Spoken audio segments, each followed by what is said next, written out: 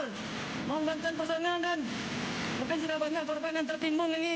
Mana ratus lagi. Nah, Bu, ada Bu.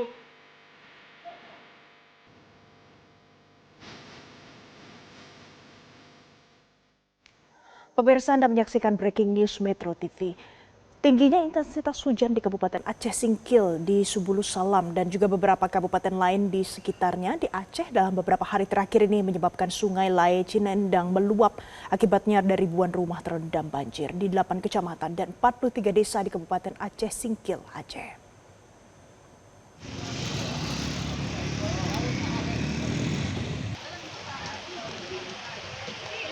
Kita saksikan pemirsa, ini adalah banjir yang melanda 43 desa di 8 kecamatan di Kabupaten Aceh Singkil yang semakin parah. Selain merendam ribuan rumah, ketinggian air terus meningkat mencapai lebih dari 1 meter untuk beberapa titik. Akibatnya aktivitas warga saat ini terganggu. Desa Cingkam, Desa Rimo Dusun Hendel, Kecamatan Gunung Meriah merupakan salah satu desa yang terendam banjir paling parah. Jalan lumpuh total saat ini. Dan sebagian masyarakat terpaksa mengungsi ke masjid dan ke rumah kerabat mereka serta mendirikan tenda di jembatan. Banjir ini juga merendam sejumlah akses jalan nasional dan jalan kabupaten penghubung antar wilayah. Kemudian pemirsa, Gubernur Aceh Muzakir Manaf menetapkan Aceh berstatus tanggap darurat bencana saat ini. Penetapan status tanggap darurat bencana berlangsung selama 14 hari sejak tanggal 28 November 2025.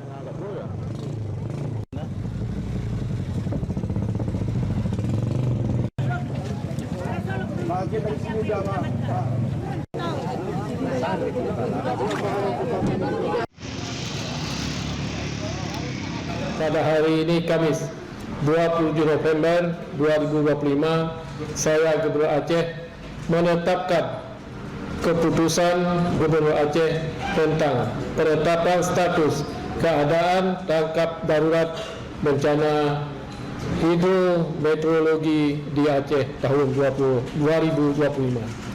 2. Penetapan status tanggap darurat bencana tersebut akan berlangsung selama 14 hari sejak tanggal 28 November sampai tanggal 11 Desember 2025. Ketiga, dapat juga kami sampaikan bahwa dalam beberapa hari ini pemerintah Aceh melalui SKPA terkait telah memberikan bantuan dalam penanganan bencana tersebut. Saat ini pemirsa, Menko PMK Pratikno bersama dengan Sekretaris Kabinet Indra Wijaya, Teddy Indra Wijaya dan juga Asops Panglima TNI melepas keberangkatan logistik bantuan kemanusiaan korban bencana alam di Aceh, Sumatera Barat dan juga Sumatera Utara. Ada 3 pesawat Hercules yang dikerahkan untuk mengantarkan bantuan. Informasi terkini sudah ada jurnalis Metro TV Nadia Soraya di sana. Nadia, selamat pagi Nadia. Jadi apa saja bantuan logistik yang dikirimkan hari ini, Nadia?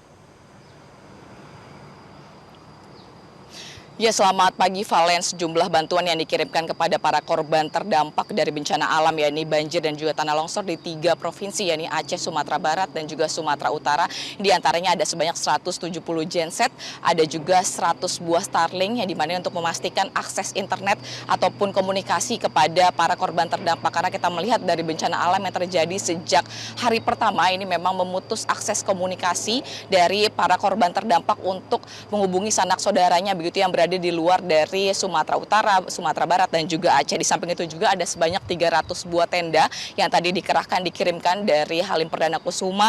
Ada juga 64 perahu LCR atau perahu karet yang dimana nanti akan digunakan untuk proses evakuasi, mempercepat proses evakuasi di sana.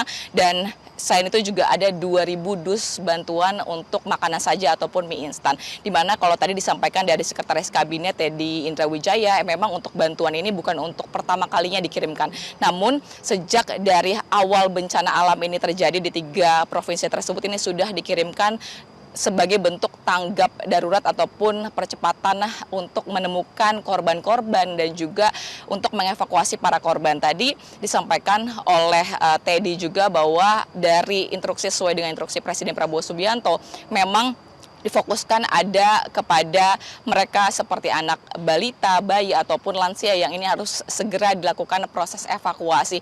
Dan tadi juga disampaikan oleh Teddy bahwa dari seluruh bantuan ini sudah dikirimkan pada pukul setengah 8 pagi dengan menggunakan 4 pesawat Hercules. Di antaranya salah satunya ada pesawat A400 Hercules 400 yang baru saja tiba di Indonesia pada bulan ini. Di samping itu juga tadi disampaikan selain dari Seskap ada juga dari Menko PMK Pratikno yang mengatakan bahwa berdasarkan hasil koordinasinya dengan sejumlah kepala daerah dan juga dari BNPB kemarin begitu, ini langsung dilakukan tanggap darurat begitu ya di sejumlah titik dan terus dilakukan proses peninjauan, di mana tadi memang belum dijelaskan lebih lanjut, namun hingga saat ini setidaknya di Sumatera Utara saja masih ada sebanyak 77 kecamatan yang terdampak dan masih ada korban hilang ataupun korban meninggal dunia, bahkan yang saat ini masih harus korban-korban terdampak yang masih harus dievakuasi. Tentunya nanti rencananya dari Hercules ini baru akan tiba sekitar pukul 23 waktu Indonesia Barat atau malam hari nanti. Untuk sementara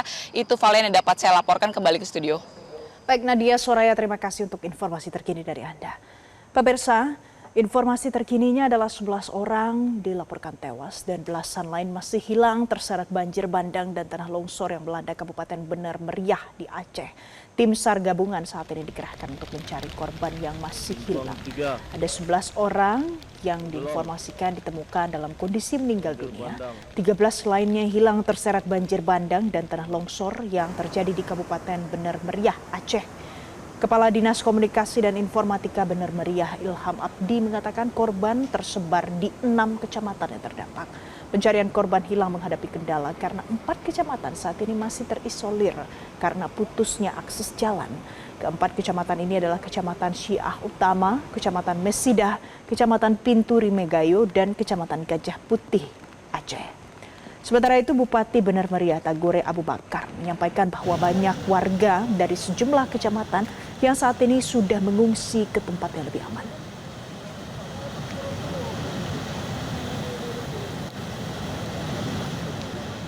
Kemudian pemirsa, ini adalah visual terkini di Aceh. Saat ini saya ajak Anda untuk kita lihat bagaimana kondisi terkini di lokasi bencana banjir dan tanah longsor di Sumatera Barat. Sudah ada Am Fraser, jurnalis Metro TV langsung dari Padang Panjang. Am Fraser, selamat pagi. Jadi bagaimana situasi terkini di sana? Berapa yang sudah ditemukan saat ini? Ya, selamat pagi Valen dan pemirsa Metro TV. Saat ini saya berada di posko pengungsi yang ada di Kota Padang Panjang. Ini adalah kantor lurah Kelurahan Selayang Bawah. Nah, di kelurahan ini terdapat 7 korban yang sudah ditemukan meninggal dunia dan 40 orang lainnya warganya masih dilakukan proses pencarian. Dan di kondisi paling parah saat ini bukan hanya di Kota Padang Panjang, seperti yang kita lihat di layar kaca, ini adalah kondisi terkini yang ada di Kabupaten Agam.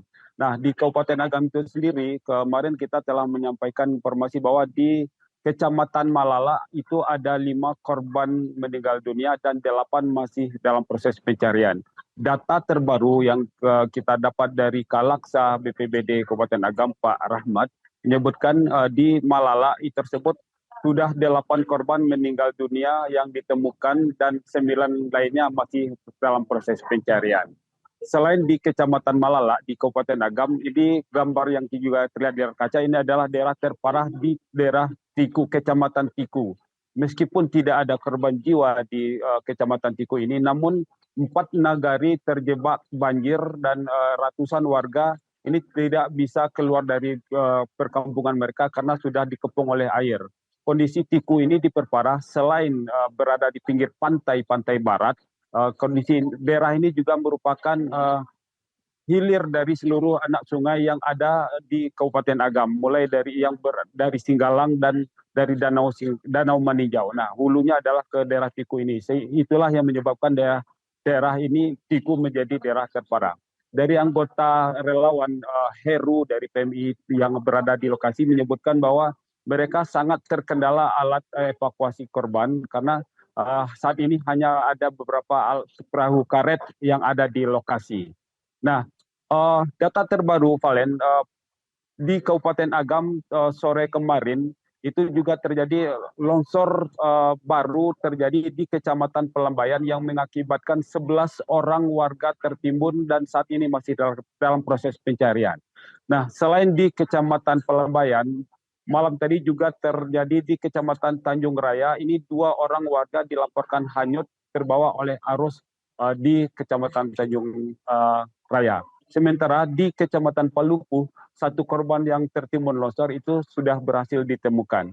Nah, ini data terbaru sampai pagi ini ternyata jumlah korban yang meninggal dunia di Kabupaten Agam meningkat tajam dengan terjadinya longsor susulan. Valen. Fraser, kami masih akan update informasi terkini dari Anda seputar Sumatera Barat, tapi kita jeda terlebih dahulu pemirsa, tetaplah bersama kami. Harapan saya mudah-mudahan atau hidup atau mati, mudah-mudahan kita ketemu. Bencana banjir bandang yang terjadi di Jembatan Kembar, Kota Padang Panjang, menimbulkan duka yang mendalam bagi keluarga korban. Salah satunya bagi Tony, warga RT 20, Kelurahan Silayang Bawah, Kecamatan Padang Panjang, Kota Padang Panjang. Tak pernah menduga, dalam sekejap, rumah dan seluruh anggota keluarganya hilang terseret banjir bandang. Tony bercerita saat kejadian, ia tidak tidur karena memantau kondisi air sungai. Sementara istri dan 3 anaknya, serta mertuanya tetap nyaman tidur di dalam rumah. Di pagi harinya, Tony sempat pergi kerja ke Kota Padang Panjang. Namun saat istirahat siang, perkampungannya yang berada di lembah tersebut sudah rata dan dipenuhi bebatuan besar serta lumpur. Rumah yang ia tempati hilang, beserta 13 rumah tetangga lainnya juga ludes tidak tersisa. Tony pun bergegas mencari istri dan anak-anaknya, namun tidak ditemukan. Banjir bandang juga merenggut 2 anak Tony serta keluarga lainnya. Istri 1, anak 3, mertua 1. Waktu itu berada di pos Rondo katanya. Kalau istri berada di rumah. Masalahnya saya pergi jam 8 masuk kerja ke Hidayah. Lepas itu saya berangkat balik kerja pas hari jam 12. Saya mau ke bawah mau makan. Saya tengok udah ludah semua, nggak ada satupun. Ya kalau sampai sekarang kalau dapat harapan saya, mudah-mudahan atau hidup atau mati, mudah-mudahan ketemu. Peristiwa banjir bandang yang terjadi secara tiba-tiba ini, selain memutus jalur lalu lintas Bukit Tinggi dan Padang, juga mengakibatkan belasan rumah warga hanyut dan menelan korban jiwa. Dari Padang Panjang, Fraser, Metro TV. Pemirsa, saat ini pemerintah bergerak cepat untuk menyalurkan bantuan logistik bagi warga terdampak bencana banjir dan tanah longsor di Sumatera Utara. Kita akan lihat bagaimana proses pembersihan jalan bersama dengan jurnalis Metro TV Insan Suardi dan Agus Taufik langsung dari Kecamatan Adian Koting, Tapanuli Utara, Sumatera Utara. Ya pemirsa, update dari terjadinya bencana hidrometeorologi yang melanda di sejumlah kawasan di Provinsi Sumatera dan juga Aceh kini masih dalam kondisi penanganan oleh pemerintah atas berbagai sinergi, termasuk dari Badan Nasional Penanggulangan Bencana atau BNPB yang saat ini sudah meninjau langsung ke lokasi. Nah, saat ini saya berada di Kecamatan Adian Koting yang saat ini di mana akses utama sedang dibersihkan oleh petugas yang berada di lokasi. Kalau kita lihat ini adalah salah satu akses utama jalan untuk menuju kawasan dalam rangka menyalurkan bantuan logistik. Nah pemirsa, untuk lebih lengkapnya terkait dengan penanganan pasca kebencanaan ini, kami sudah langsung akan mengajak Anda untuk bagaimana update terkini penanganan oleh langsung Kepala BNPB Lejen TNI Suryanto.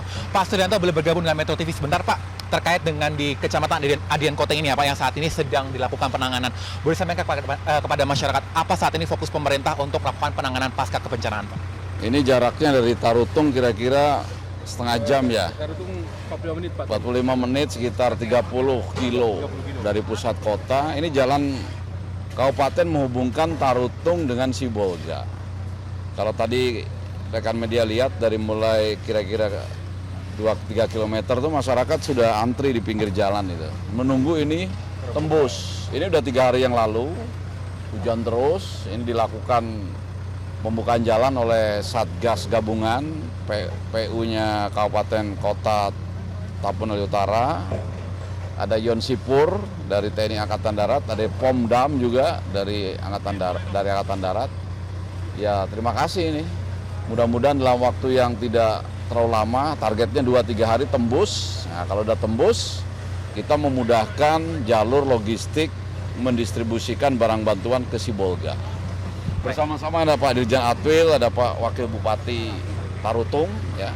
Sengaja kita lihat ini, dan terima kasih unsur TNI Polri yang sudah berjibaku ini, siang malam membuka jalan ini. Dan tadi ada masyarakat juga yang terdampak 2 hari menunggu karena dia mundur nggak bisa, maju juga nunggu ini diselesaikan. Mungkin ada beberapa yang belum mendapat pasokan makanan, tapi tadi kita bawa juga sedikit membantu mereka untuk mendapat makan minum. Selanjutnya pemirsa, saya ajak Anda kita lihat situasi terkini saat ini. Ada rekan jurnalis Metro TV Fraser di Sumatera Barat, di Padang Panjang. Kemudian ada Randi Alvaras di Langkat, Sumatera Utara. Saya mau ke Fraser terlebih dahulu. Fraser, jadi saat ini bagaimana proses pencarian yang dilakukan, khususnya di daerah Padang Panjang, apalagi di Kecamatan Malala? Suaranya tidak terdengar. Ya, informasi terbaru yang kita peroleh di lapangan di Kota Padang Panjang ini adalah dari 38 warga yang masih dalam proses pencarian atau dinyatakan hilang, barusan ditemukan salah satu keluarga korban bahwa ternyata korban yang dinyatakan hilang itu adalah dalam keadaan selamat, dan selama bencana terjadi dari pagi kemarin hingga pagi ini itu dia berselindung di bukit yang ada di balik sungai yang ada di Kota Padang Panjang tersebut atau di lokasi. Nah, penemuan ini sendiri adalah hasil dari upaya yang dilakukan oleh anak korban yang bungsu melakukan penyelusuran di bukit-bukit tempat orang tuanya biasa berladang. Nah, ternyata mereka menemukan kondisi ayahnya dalam kondisi aman dan sehat, dan penemuan ini langsung dikabarkan ke posko, dan sehingga kakak-kakak korban yang ada di posko pun dengan sukacita dan sangat bahagia mendapatkan informasi salah seorang orang tua mereka ditemukan dalam keadaan selamat. Dengan demikian jumlah korban yang masih dilakukan pencarian di Kota Padang Panjang yakni 37 orang lagi. Dan sejauh ini korban yang ditemukan meninggal dunia yaitu 7 orang, 6 diantaranya adalah warga Silai yang bawah, dan 1 korban yang ditemukan lainnya adalah anggota TNI. Baik, Fraser, terima kasih untuk informasi terkini dari Anda tadi dari Padang Panjang, Sumatera Barat. Pemirsa, selanjutnya saya mau lihat bagaimana kondisi terkini di Langkat, Sumatera Utara. Ada rekan Randi Alvaras. Randi, selamat pagi Randi. Randi, jadi bagaimana situasi terkini di tempat Anda berada saat ini, Randi?